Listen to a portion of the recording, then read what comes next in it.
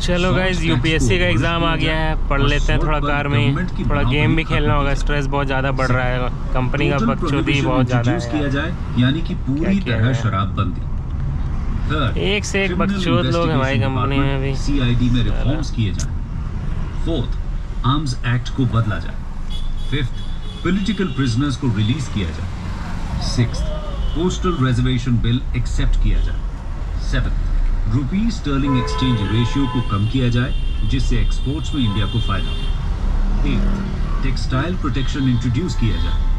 Ninth, coastal shipping Indians के लिए reserve हो।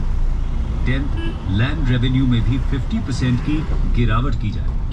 एंड 11th, आर्मी और सिविल सर्विसेज पर खर्चे को 50% तक कम किया जाए। लेकिन गवर्नमेंट की तरफ से कोई भी पॉजिटिव रिस्पांस ना आता देख मिड फरवरी 1930 में कांग्रेस की वर्किंग कमेटी साबरमती आश्रम में मीटिंग करती है और गांधी जी को फुल पावर्स दे देती है कि वो अपनी पसंद की जगह और समय पर सिविल डिसोबीडियंस मूवमेंट की शुरुआत करें। तो देखते हैं गांधी जी कब और कहां से आंदोलन की शुरुआत करते हैं। दांडी मार्च एंड सॉल्ट सत्याग्रह। दोस्तों, फरवरी एंड तक गांधी जी फैसला ले चुके होते हैं कि वो नमक के मुद्दे पर आंदोलन की शुरुआत करेंगे। नमक या सॉल्ट को अपने आंदोलन की थीम बनाने का यह फैसला बहुत सोच समझ कर लिया गया था। नमक एक ऐसी चीज है जिसकी जरूरत सबको है और इस पर टैक्स गरीब लोगों के लिए बहुत भारी पड़ता है। साथ ही नमक बनाने पर सरकार की मोनोपोली होने से लोगों से सेल्फ एम्प्लॉयमेंट का एक जरिया भी छीन लिया गया था। इसलिए 2 मार्च 1930 को गांधी जी अपनी प्लान की जानकारी वाइसरॉय को देते हैं। गांधी जी प्लान की जानकारी वाइसरॉय को देते हैं। गांधी जी साबरमती आश्रम से 78 मेंबर्स के साथ 240 माइल्स की यात्रा करते हुए दांडी के कोस्ट पर पहुंचेंगे और वहां पहुंचकर बीच से नमक कलेक्ट कर सॉल्ट लॉ को वायलेट करेंगे। इसके साथ ही मार्च के बाद फ्यूचर एक्शन के लिए डायरेक्शंस भी गांधी जी द्वारा दी जाती हैं, जो इस तरह से थी। जहां भी पॉसिबल हो नमक कानून को तोड़ा जाए, विदेशी कपड़े और शराब की दुकानों की पिकेटिंग की जा सकती है, लॉयर्स अपनी प्रैक्टिस छोड़ सकते हैं और गवर्नमेंट सर्वेंट्स अपनी पोस्ट से रिजाइन कर सकते हैं। सत्य और अहिंसा का अडिगता के साथ पालन करना होगा और गांधी जी के अरेस्ट होने के बाद लोकल लीडर्स को ओबे करना होगा। ये ऐतिहासिक दांडी मार्च 12 मार्च को साबरमती आश्रम से शुरू होता है।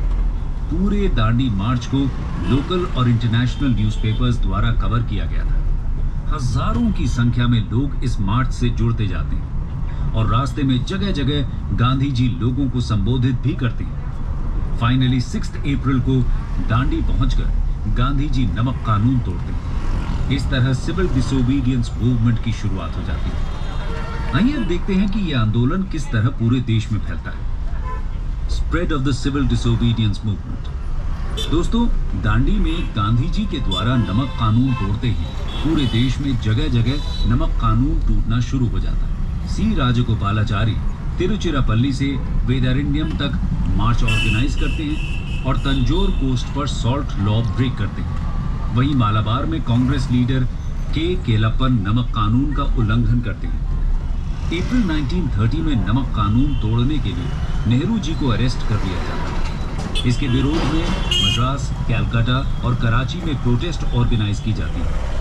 ओडिशा में गोपाल बंधु चौधरी के नेतृत्व में बालासोर, कटक और पुरी डिस्ट्रिक्ट्स के कोस्टल रीजन्स में सॉल्ट सत्याग्रह ऑर्गेनाइज किया जाता है। इसी बीच गांधी जी अनाउंस करते हैं कि वो वेस्ट कोस्ट पर धरसाना सॉल्ट वर्क्स पर रेड करने जा रहे हैं। इसलिए उन्हें भी 4 मई 1930 को अरेस्ट कर लिया जाता है। गांधी जी के अरेस्ट होने पर बॉम्बे, दिल्ली, कैलकाटा और शोलापुर में मैसिव प्रोटेस्ट देखने को मिलते हैं।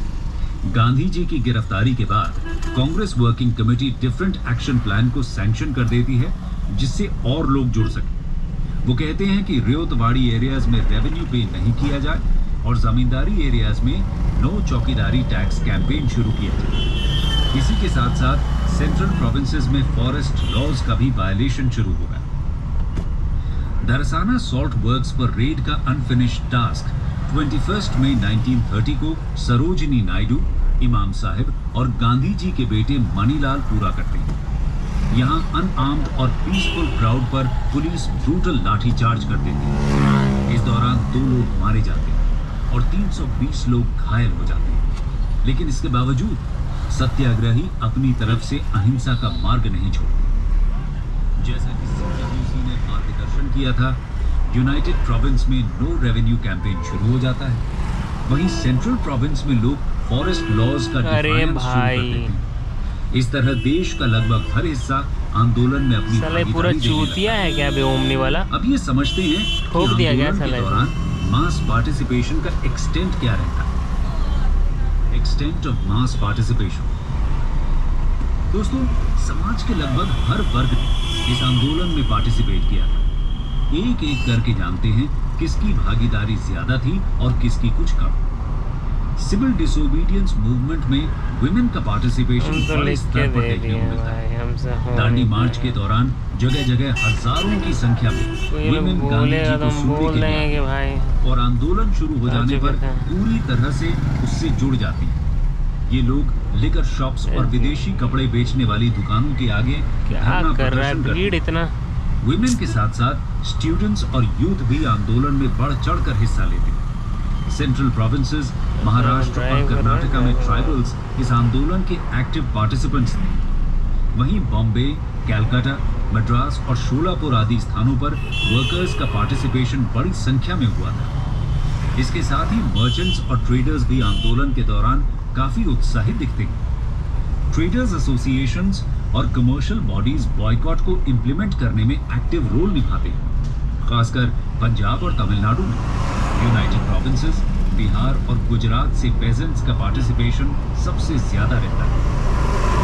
अगर हम मुस्लिम्स की बात करें तो आंदोलन में मुस्लिम्स का पार्टिसिपेशन 1920-22 के नॉन कोऑपरेशन के जैसा नजर नहीं आता, क्योंकि मुस्लिम लीडर्स ने आंदोलन से अलग रहने की अपील की थी। साथ ही गवर्नमेंट भी कम्युनल डिसेंशन को इनकरेज करने में एक्टिव थी। लेकिन फिर भी कुछ एरियाज में ओवरवेलमिंग पार्टिसिपेशन देखने को मिलता है, जैसे कि नॉर्थ वेस्ट फ्रंटियर प्रोविंस में। यहाँ गांधीयन लीडर अब्दुल गफ्फार खान के नेतृत्व में मुस्लिम्स बढ़ चढ़कर आंदोलन में हिस्सा लेते हैं। इसके साथ ही सेनहट्टा, त्रिपुरा, गाईबंधा, बागूरा और नोआखली में भी मिडिल क्लास मुस्लिम्स आंदोलन में भाग लेते हैं। ढाका में भी मुस्लिम leaders, shopkeepers, lower class people और अपर क्लास वुमेन आंदोलन में एक्टिव रहती हैं। दिल्ली, बिहार और लखनऊ में रहने वाली मुस्लिम वीविंग कम्युनिटी को भी आंदोलन से इफेक्टिवली जोड़ा गया था। इतने बड़े आंदोलन पर ब्रिटिश गवर्नमेंट का क्या रिस्पांस रहता है, आइए देखते हैं। Government response, efforts for truce. दोस्तों, शुरुआत में तो ब्रिटिश गवर्नमेंट का एटीट्यूड एम्बिवेलेंट रहता है, क्योंकि वो कंफ्यूजन में थे। अगर वो आंदोलन को दबाने के लिए फोर्स का इस्तेमाल करते हैं तो कांग्रेस रिप्रेशन के नाम पर गवर्नमेंट को क्रिटिसाइज करेगी, और अगर वो ऐसा नहीं करते तो कांग्रेस इसे अपनी जीत बताएगी। दोनों ही कंडीशन में गवर्नमेंट की पावर तो कम होनी ही थी। गांधी जी को अरेस्ट करने का डिसीजन भी काफी टाल मटोल के बाद ही लिया गया था। लेकिन जब एक बार गवर्नमेंट रिप्रेशन करना